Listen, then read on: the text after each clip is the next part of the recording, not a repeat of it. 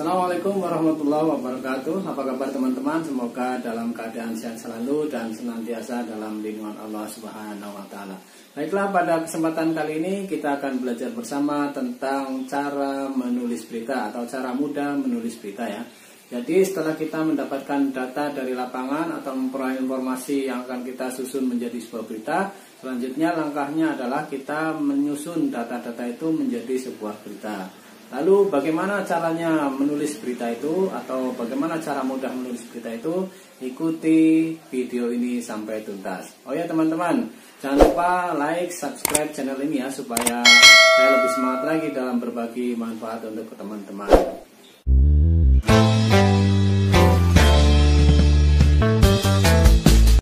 Baiklah teman-teman, pada kesempatan kali ini kita akan belajar bersama tentang cara mudah menulis berita.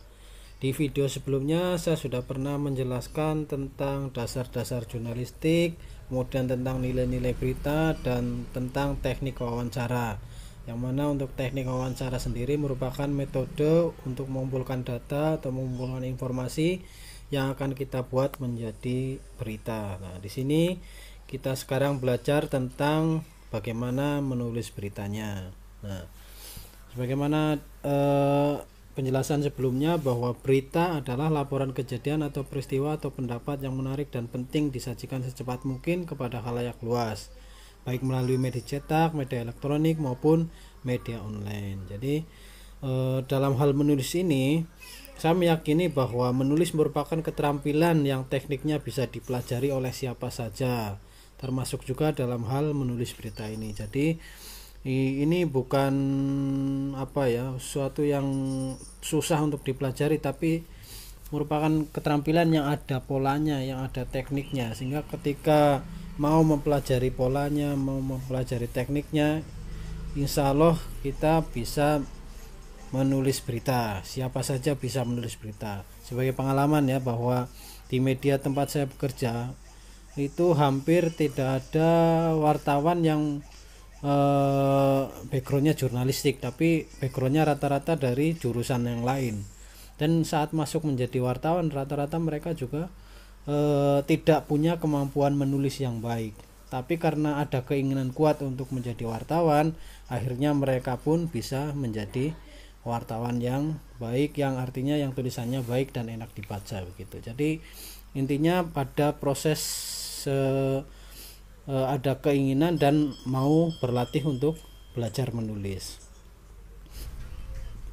Baiklah teman-teman, kita masuk pada unsur-unsur berita ya, bahwa untuk menulis sebuah berita itu unsur-unsurnya itu semuanya harus terpenuhi ya, karena apabila salah satu unsurnya tidak ada, maka berita itu bisa dinyatakan tidak lengkap dan tidak layak tayang gitu ya. Nah, unsur-unsurnya apa saja? Nah, mari kita pelajari bersama, bahwa yang pertama adalah what gitu ya, atau apa gitu ya. Di sini kalau misalkan itu sebuah kegiatan, maka apa nama kegiatannya atau jenisnya apa gitu. Kegiatannya misalkan seminar kah atau peresmian apakah begitu. Kalau sebuah peristiwa berarti ya apa kejadiannya, apa nama peristiwanya, misalkan penjamretan kah, kebakaran kah, atau apa begitu. Kemudian kalau yang kedua adalah yang kedua adalah who atau siapa gitu ya. Misalkan suatu kegiatan peresmian berarti siapa yang meresmikan, atau jika suatu kejadian kasus pembunuhan berarti siapa pelakunya, siapa korbannya, siapa yang terlibat, dan seterusnya. Kemudian yang ketiga adalah when atau kapan. Kapan ini untuk mempertegas waktu kejadiannya ya. Jadi supaya itu kelihatan update-nya, maka waktunya harus wajib ditulis gitu ya.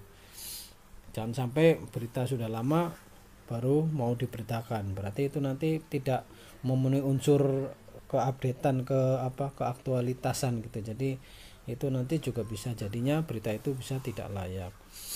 Kemudian yang keempat adalah where atau di mana tempat kegiatan itu. Where itu di mana. Jadi seandainya sebuah kegiatan berarti di mana tempat kegiatan itu. Seandainya sebuah peristiwa berarti di mana TKP-nya, tempat kejadian peristiwanya gitu ya. Kemudian yang kelima adalah why atau mengapa. Mengapa kegiatan itu dilakukan? Nah, itu nanti akan dijelaskan alasannya mengapa gitu. Termasuk juga ketika ada kasus pembunuhan, mengapa tersangka melakukan hal itu gitu. Sehingga nanti akan terkuak motifnya seperti apa. Kemudian yang terakhir adalah H atau how. How itu artinya bagaimana. Kalau sebuah proses peresmian jembatan misalkan, berarti bagaimana proses pembangunannya misalkan. Atau seandainya kasus pembunuhan, bagaimana kronologinya dari awal sampai hingga akhirnya terjadi pembunuhan sampai tersangkanya ditangkap misalkan, seperti itu. Kemudian kita masuk pada struktur berita. Jadi supaya berita itu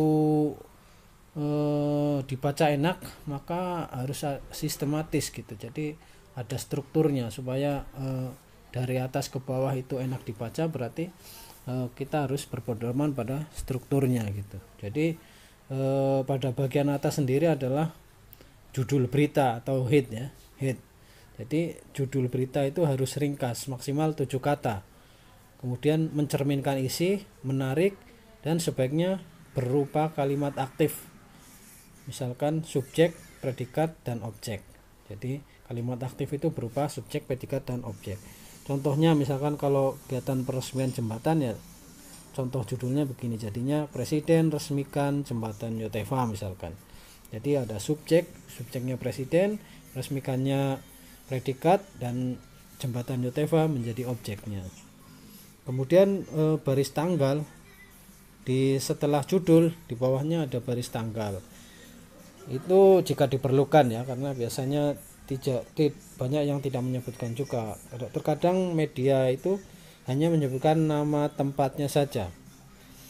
Nama tempatnya misalkan Jayapura atau Jakarta atau Jogja, itu depannya. Baru kemudian masuk ke struktur berita yang berikutnya, yaitu teras berita atau lead-nya. Nah, untuk lead sendiri ini umumnya terdiri dari satu alinea atau satu paragraf, tapi bisa pula lebih dari satu alinea. Nah, cara menulis lead ini yaitu dengan menyusun unsur-unsur berita 5W1H tadi. Tapi biasanya lead ini yang di awal kalimatnya adalah unsur who dan what gitu. Jadi unsur siapa dan apa. Kemudian unsur when dan where di akhir kalimat. Nanti dijelaskan pada contoh-contohnya ya, pada contoh yang di bagian bawahnya nanti. Kemudian struktur yang paling bawahnya adalah isi berita atau bodinya. Jadi bodinya ini memaparkan unsur-unsur penting yang merupakan jawaban dari why dan how, dari jawaban pertanyaan mengapa dan bagaimana. Itu nanti dijelaskan di bodi beritanya. Kemudian cara penyajiannya itu, berita itu sebaiknya dengan piramida terbalik, karena zaman sekarang itu orang tidak suka baca panjang-panjang, maunya singkat dan jelas gitu ya. Jadi dengan piramida terbalik ini, maka yang informasi yang paling penting itu berada di paling atas. Kemudian informasi penting berikutnya ada di tubuh berita, dan informasi yang kurang penting itu berada di bawahnya. Jadi semakin ke bawah itu informasinya kurang penting. Jadi di zaman yang serba cepat gitu ya, jadi tidak perlu panjang-panjang beritanya, tapi yang penting jelas dan tegas gitu ya. Artinya semua informasinya sudah tercakup gitu ya. Jadi modelnya penyajiannya dengan formula atau gaya piramida terbalik. Jadi mengedepankan unsur terpenting atau yang paling penting itu yang di paling atas gitu. Kemudian kita masuk pada cara menulis beritanya, cara mudah menulis berita ya. Jadi setelah kita melakukan liputan, kemudian kita menyusun data atau fakta-fakta yang kita peroleh dari lapangan menjadi sebuah naskah berita. Nah, caranya bagaimana supaya berita itu sesuai dengan strukturnya dan sesuai dengan gaya piramida terbalik tadi. Jadi yang pertama adalah paragraf pertama atau lead-nya itu berisi materi yang paling penting gitu. Jadi buatlah paragraf pertama dengan memuat unsur apa atau what, di mana, where, kemudian siapa, who, dan kapan atau when gitu ya. Jadi misalkan what, apa kejadian atau apa kegiatannya. Jadi misalkan saya contohkan di sini, misalkan kegiatan peresmian jembatan Yotefa. Kemudian who, siapa yang meresmikan. Who ini juga bisa nanti sebagai data tambahannya, siapa yang meresmikan, siapa yang hadir atau siapa yang mendampingi presiden, itu pejabatnya siapa saja juga nanti bisa ditulis sebagai informasi tambahan. Tapi kalau informasi tambahan berarti di bagian bawah nanti. Kemudian where atau di mana tempatnya. Nah ini di mana tempat peresmiannya, ini karena kegiatan peresmian berarti di mana tempat peresmiannya. Misalkan di sini di Kampung Engros, Kota Jayapura. Kemudian when atau kapan kegiatannya, kapan peresmiannya. Misalkan ini tanggal 28 Oktober 2019. Jadi untuk leadnya atau teras beritanya ini kalau dibikin maka menjadi seperti ini. Jayapura, Presiden Republik Indonesia Joko Widodo meresmikan jembatan Yotefa di Kampung Engros, Kota Jayapura, Senin 28 Oktober 2019. Jadi kira-kira seperti itu. Ini kan sudah memuat unsur who, siapa, itu Presiden Republik Indonesia, apa, what, kegiatannya apa, yaitu meresmikan jembatan Yotefa, when, kapan, where-nya dulu, where di mana, di Kampung Engros Kota Jayapura, dan when kapannya itu Senin 28 Oktober 2019.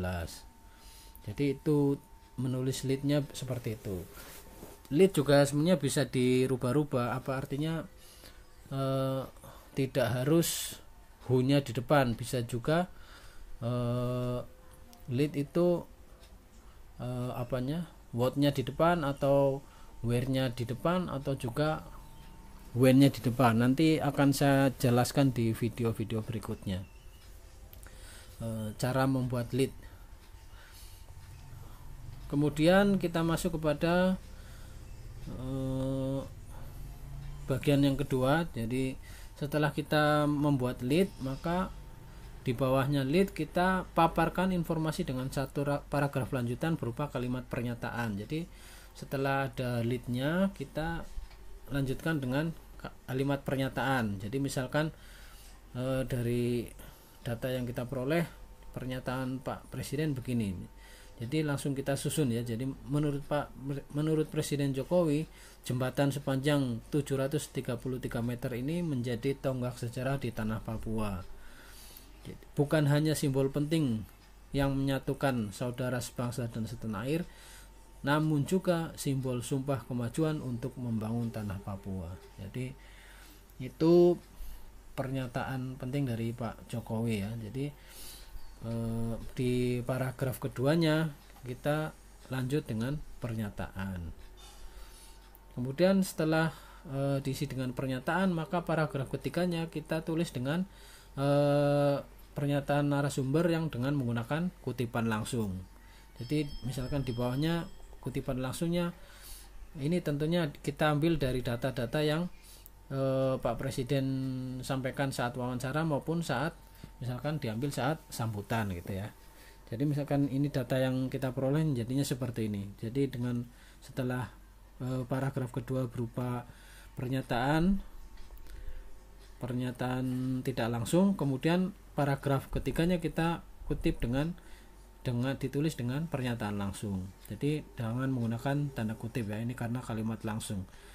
Tanah Papua harus maju seperti daerah lain di Indonesia karena Papua adalah surga kecil yang jatuh ke bumi, sehingga menjadi tugas kita bersama untuk menjaga dan merawat tanah Papua, tegas Jokowi yang melakukan kunjungan kerja pertamanya ke tanah Papua usai dilantik sebagai presiden periode 2019-2024. Itu yang ketiganya dengan membuat kalimat langsung atau dengan pernyataan langsung, kutipan langsung.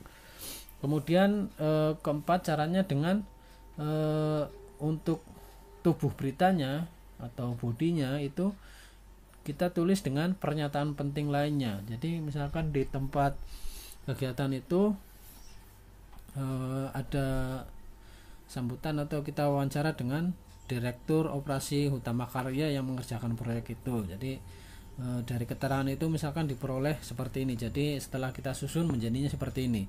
Di tempat yang sama, Direktur Operasi Hutama Karya Muhammad Indrayana mengatakan dengan diresmikannya jembatan Yotefa ini akan menjadi solusi permasalahan kepadatan penduduk di bumi Cendrawasih. Nah, ini kan menjawab pertanyaan mengapa jembatan itu dibangun, karena jembatan itu dimaksudkan untuk mengatasi permasalahan kepadatan penduduk di Kota Jayapura atau di bumi Cendrawasih Papua ini. Nah, kemudian setelah pernyataan tidak langsung, maka berikutnya kita buat dengan pernyataan langsung atau dengan kutipan langsung. Jadi dalam tanda petiknya ya. Jadi jembatan Yotefa ini merupakan proyek sinergi antara Hutama Karya, PP dan India Karya yang pembangunannya dimulai tahun 2015 dan menelan dana sekitar 1,8 triliun rupiah dengan sumber pendanaan dari APBN. Jembatan yang membentang di atas Teluk Yotefa ini dihiasi dengan 2 buah pelengkung berwarna merah nan megah, jelasnya. Jadi itu ya, jembatannya dibangunnya itu ini bagaimana proses pembangunannya. Nah, pembangunannya ternyata dimulai dari tahun 2015 sampai 2019 baru selesai. Dan akhir 2019 kemudian diresmikan oleh Pak Jokowi. Nah, ini sumber dananya dari APBN atau dari anggaran pusat ya. Nah, ini jembatannya memang ada 2 buah pelengkung berwarna merah. Jadi di atas jembatannya ada 2 buah pelengkungan, memang dari jauh itu kelihatan indah gitu ya. Jadi itu. Kemudian cara berikutnya yang kelima adalah dengan membuat paragraf penutup atau yang berisi kesimpulan atau keterangan tambahan. Jadi ini karena saya bikin singkat saja ya beritanya. Jadi di keterangan tambahannya kita tambahkan misalkan begini. Jadi pada kesempatan ini Presiden didampingi Menteri PUPR Basuki Hadi Mulyono, Menteri Dalam Negeri Tito Karnavian, PLT Kapolri Komjen Pol Aridono, Panglima TNI Marsikal Hadi Cahyanto, Kepala BIN Budi Gunawan, Gubernur Papua Lukas NMB, dan Direktur Operasi Hutama Karya Muhammad Indrayana. Nah, yang keenam adalah yang terakhir dengan membuat judul. Jadi setelah lead berita jadi, body berita jadi, dan penutup jadi, kita baru menentukan judulnya kira-kira apa yang paling pas. Nah, dengan kegiatan seperti itu, judulnya yang paling pas menurut saya adalah Presiden Resmikan Jembatan Yotefa. Jadi cukup misalnya dengan 4 kata, tidak sampai 7 kata, itu judulnya cukup ringkas gitu ya. Jadi dengan pola penyusunan seperti tadi di atas, yang panduannya seperti di atas, mulai dari bagaimana menyusun leadnya atau teras beritanya, kemudian menyusun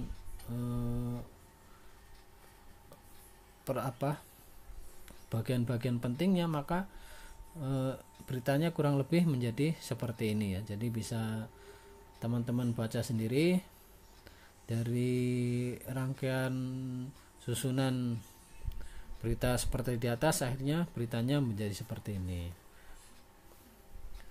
Saya kira cukup sampai di sini dulu ya teman-teman. Nanti kalau ada pertanyaan atau ada yang kurang jelas silakan ditulis di kolom komen. Nanti di video-video berikutnya insya Allah akan saya jelaskan lagi tentang tadi ya, cara membuat lead, variasinya seperti apa, kemudian cara membuat judul yang baik juga akan saya jelaskan lebih lanjut gitu ya. Untuk pada kesempatan kali ini cukup sekian dulu ya teman-teman ya. Demikian tadi teman-teman penjelasan saya tentang cara mudah menulis berita, semoga bermanfaat ya. Dan apabila ada hal-hal yang belum jelas atau ingin bertanya silakan tulis di kolom komentar ya. Sekian dulu untuk penjelasan kali ini, sampai jumpa di video berikutnya. Assalamualaikum warahmatullahi wabarakatuh.